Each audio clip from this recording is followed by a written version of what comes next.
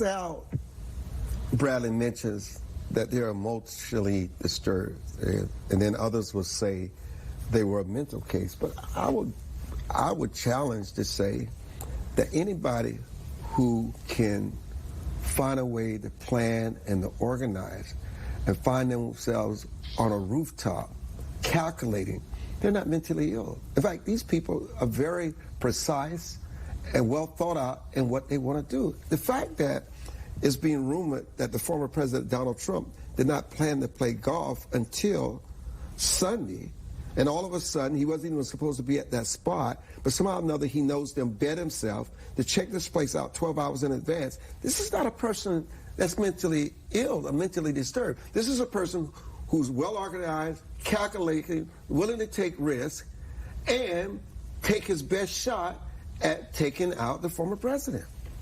Well, I think you have to separate the motivations from the logistics, right?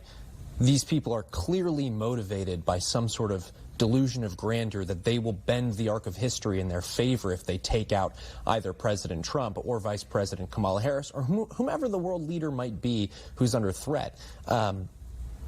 Then you get to the logistics side. Serious problems, not only from a security standpoint for the Secret Service, but also just showing the extent to which people are willing to go to take that control, to take matters into their own hands. Of course, when you have a political party saying that democracy is on the ballot and that the country and the regime will completely fall if we lose the upcoming election, you're going to breed vigilantism. And I think that's what these people think they're engaging in.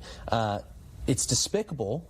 It should be condemned fully, and I'm thankful that President Joe Biden was able to talk to President Donald Trump again after the second attempt on President Trump's life in 2 months, basically.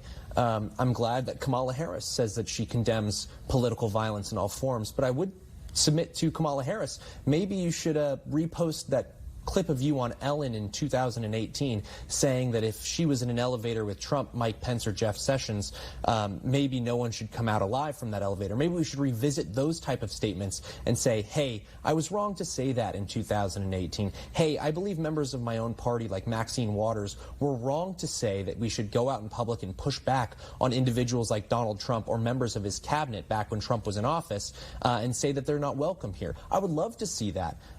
Sadly, I just think that everyone can give some sort of milquetoast condemnation of political violence and then carry on with their lives and keep rolling out the same political slogans that lead to this type of ratcheting up of tensions at home.